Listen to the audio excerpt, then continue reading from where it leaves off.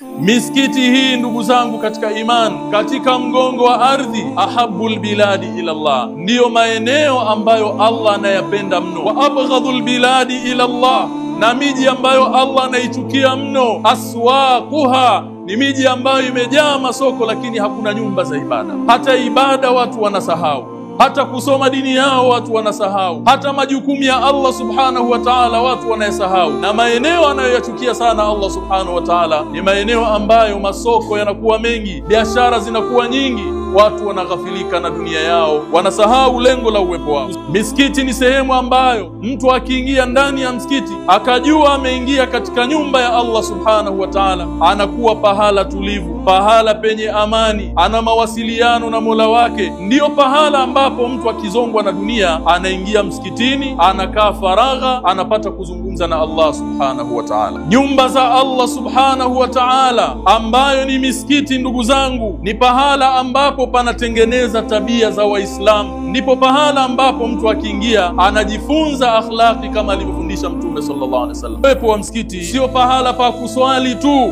bali ni pahala ambapo tajma'u baina al-ibadati wa ta'allumi al-akhlaq. Pamoja na kuswali, lakini pia tunajifunza akhlaqi zilizokuwa njema. Misikiti katika ardhi ni vituo vya ibada, lakini ni vituo vya malezi. Asli ya masomo, ndugu zangu katika iman, masomo ya dini, watu kuijua dini yao, asili ilikuwa ni ndani ya misikiti.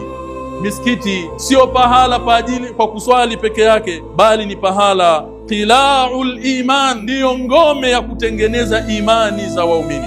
Allah subhanahu wa ta'ala amejalia ujenzi wa misikiti. Kuujenga msikiti ni moja katika mambo ambayo kwayo anajikurubisha mja kwa Allah subhanahu wa ta'ala.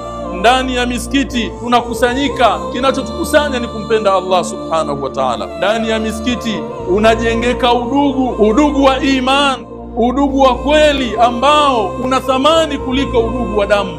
Anayekuwa katika msikiti huwa fi dhilli rahman, atakuwa chini ya kivuli cha Allah subhanahu wa ta'ala siku ya kiyama.